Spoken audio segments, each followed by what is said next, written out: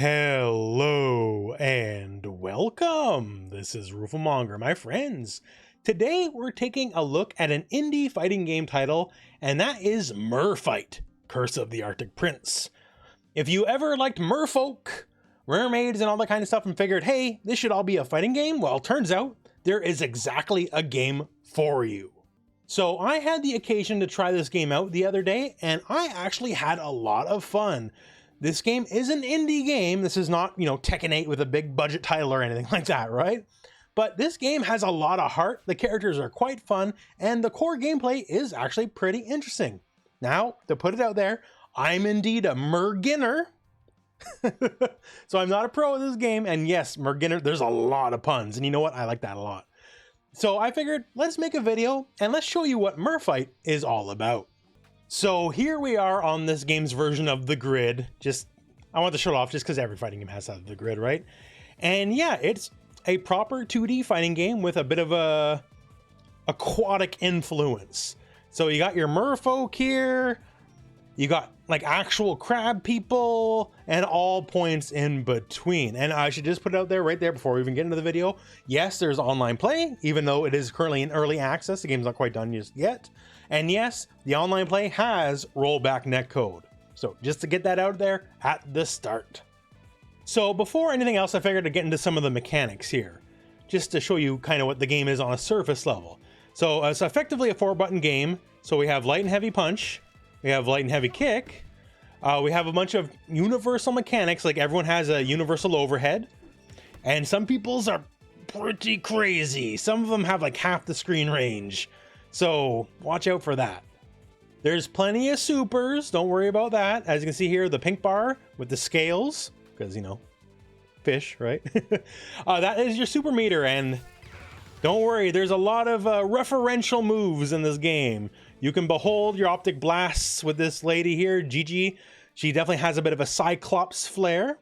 And you might notice here, when I hit the enemy, there's all sorts of bubbles coming out. The bubbles is actually meter.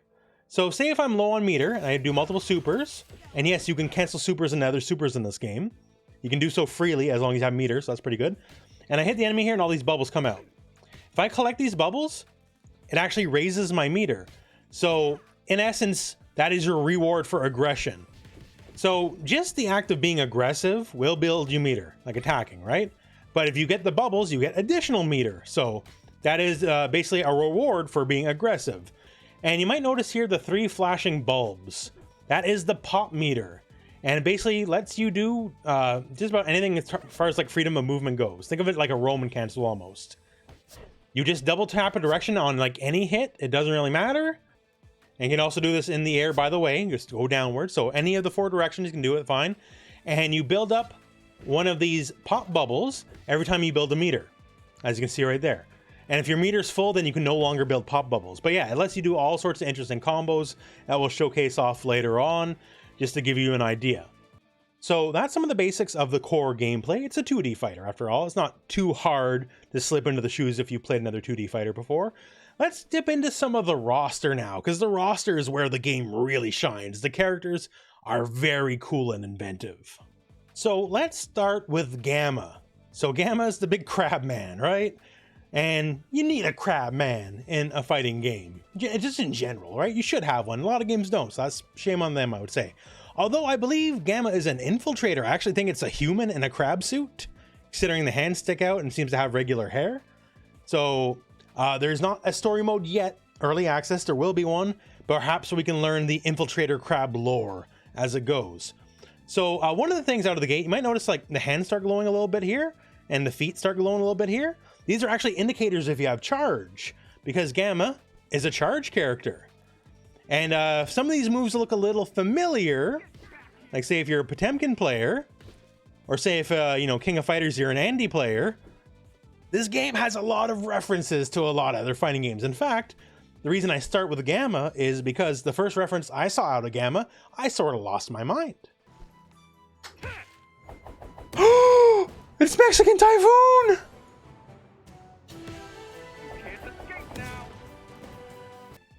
So yeah, and that color scheme, by the way, is absolutely a reference to Gil, because once again, this game's full of references. Mexican Typhoon, the command grab of T-Hawk, is represented here in crab form. And not only that, you can get very inventive with this stuff here, because I mentioned how we had the pop cancels before, and how you can cancel basically everything. That counts for specials and supers, by the way. So say I land the grab. At the end of the grab, normally, I just have my recovery, right? And I can dash in, sure. But how about I cancel my recovery with the pop dash cancel, and I dash my way in. And now, say if I dash my way in with the pop cancel, I can get combo after the fact. So now off the command grab, it's more than just command grab, it's combo time.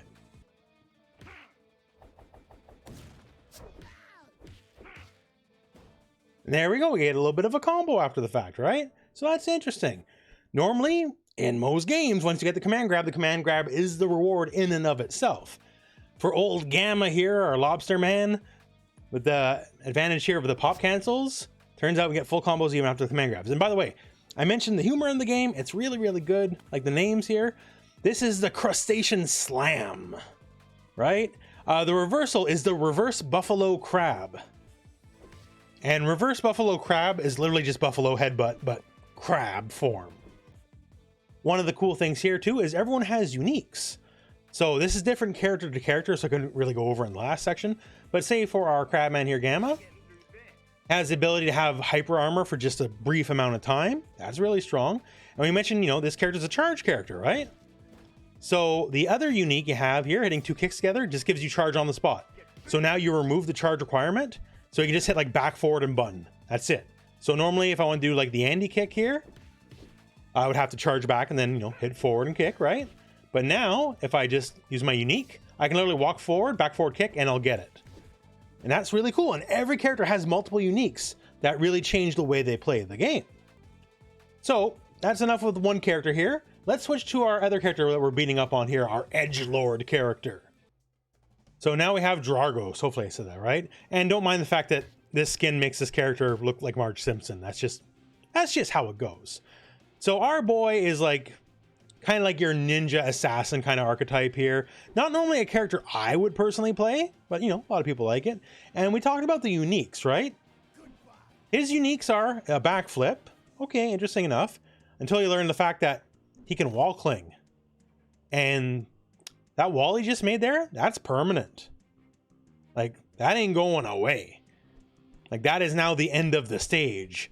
So it's a lot more than just like, you know, a wall cling from like Rashid or something like that, or another Street Fighter character. That's kind of a big deal. And now his other unique is he creates a wall on the other side.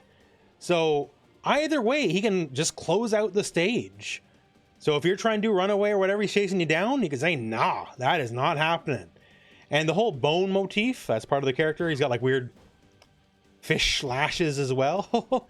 And the wall, on top of all these, you know, obvious bonuses of just closing out the stage, those projectiles. So his projectiles bounce off the walls. So if it doesn't hit immediately, that's a second chance at life. And say he's clinging to the wall. He also has all sorts of moves like dive kicks, all that kind of stuff, like projectiles from the wall as well. So just on a base level, without even fully going into the character and everything they can do, this guy's quite tricky. Like even the super bounces, like that's pretty cool. Other characters too, just to bring it up here, like Octonia and King Ro. Ro, he only fights with his back turned to you, and he barely actually fights himself. He uses like the manta ray on his back. And Octonia, well, he's an octopus lady and also the primary grappler. So got like big old Azuna drops here. Lots of big dunks, like, you know, pretty good character. Not the least of which is you also have like grab feints and all that kind of stuff. She'll flex while attacking you, which I think is really cool. Like, just really good designs.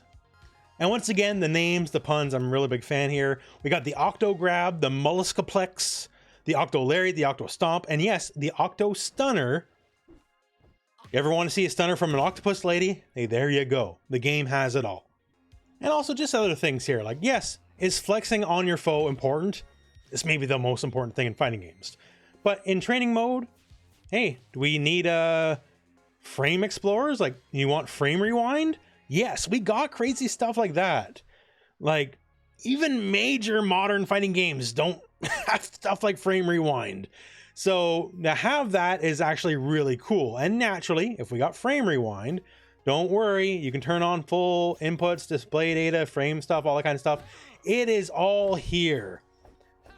This is here in an early access indie fighting game in a way that major launch fighting games that have million-dollar, multi-million-dollar budgets don't have. So don't worry, this is a game by fighting game players for fighting game players. Now, just to kind of close out here, yes, the game is still very much in early access. I think you can tell here by some of our backgrounds. The T-pose is mighty indeed, but usually not intentional for a background. And, you know, obviously this isn't like a multi-million-dollar budget game or anything, but this game has a lot of heart. And even in its incomplete state, this game has more features than a lot of actual properly complete fighting games. Like, we don't quite have a story mode just yet. We're getting there, but there's versus. Once again, we have online, and yes, rollback netcode. There is an arcade mode. And as far as like tutorial, that's already there. Challenge and training. If you want to do trials, all that kind of stuff. We do have combo challenges. Like, it's all there. It's not fully complete for everyone except for GG. GG, I guess, is the favorite. I'm not sure, but GG's got quite a few trials to work with here. There's even lore challenges apparently coming, which I don't even know what that means, but as a fan of fighting game lore, let's go. So yeah, just an interesting game overall. I'll put a link to the Steam page in the video description if you want to check that out. As of the time of me recording this, it is currently on sale as well. I'm not sure how long that'll last overall, but just to put it out there. But yeah, MerFight went into this game expecting exactly nothing and found a game with a very good core gameplay loop, just well-designed options, and very interesting characters with lots of fighting game references. And just to throw it out there, I like merfolk. A lot of my old Magic the Gathering decks back in the day were merfolk decks. You know, a simple spreading seas can turn a person red in the face, and I always like that, right?